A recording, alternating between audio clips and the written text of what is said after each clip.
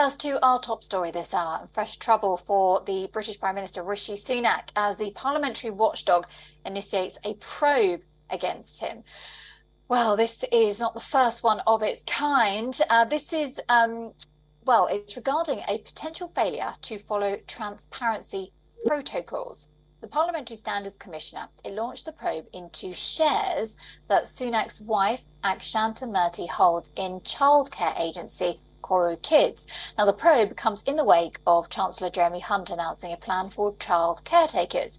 Under the proposed plan, the incentive will increase if workers sign up through one of the 6 agencies, which includes the childcare agency Kids.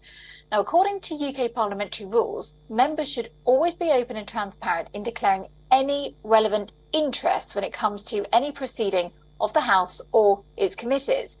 However, Sunak's spokesperson said that the UK Prime Minister is happy to assist the Commissioner to clarify how this has been transparent. But during the recent hearing, Sunak did not mention Murty's shares in the firm. Now, if Sunak is found guilty of breaching the MP's rules, the committee can suggest any sanction the committee finds fit at the time.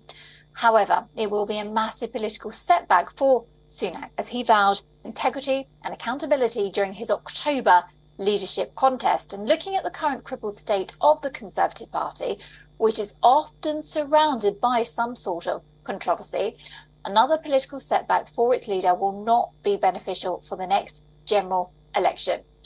But this is not the first time the UK Prime Minister is caught breaking the rules. Earlier, Sunak was fined by the police for failing to wear a seatbelt.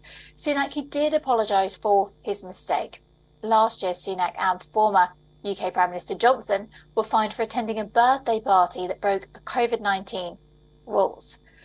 Well, earlier, Sunak was criticised when he was found that Murty had so-called non-dom status and did not declare earnings from her dividends in Infosys for UK tax purposes.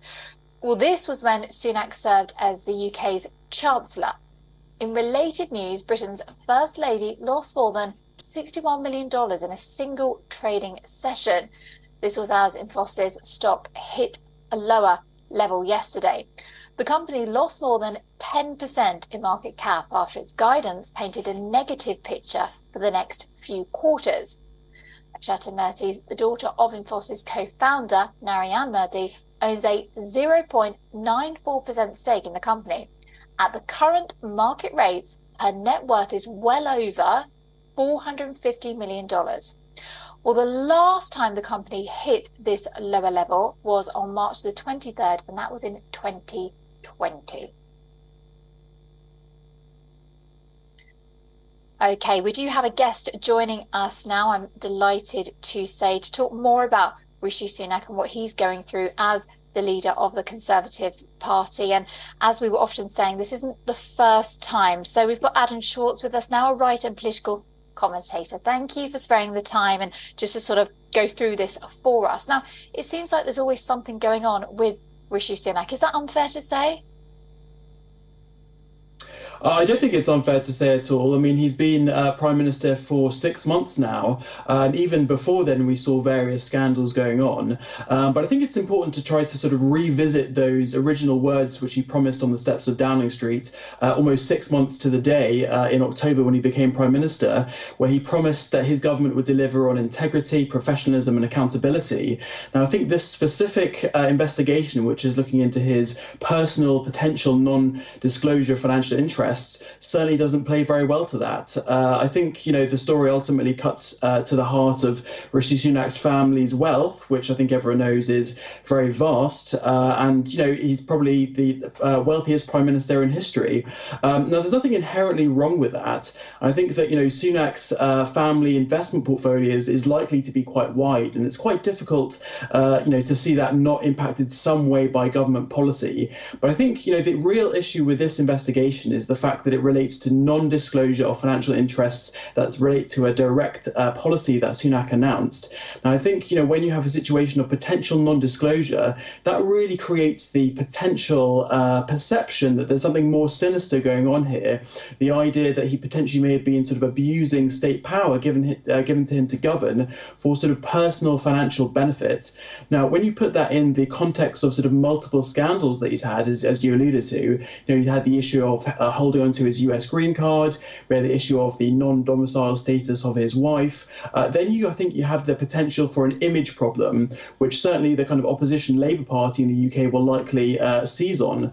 But I think there's sort of a wider issue going on here as well, which is really relates to the kind of UK political system, which is quite vulnerable, I think, to abuse, because to some degree it's sort of self-regulatory. It requires politicians to sort of check their own homework, in a sense, certainly compared to other countries which have more independent processes for this sort of thing. Now, the ministerial code, which governs UK ministerial interests, requires all ministers to disclose their financial interests, but that actually hasn't been updated or published in almost a year. So clearly this is not just an issue related to Sunak, but I think the fact that obviously he is the government figurehead, really is quite symbolic for his government, and I think will cause him major problems, particularly as he tries to sort of present his prime minister or his premiership in quite a different way to Boris Johnson's era and try to renew his party.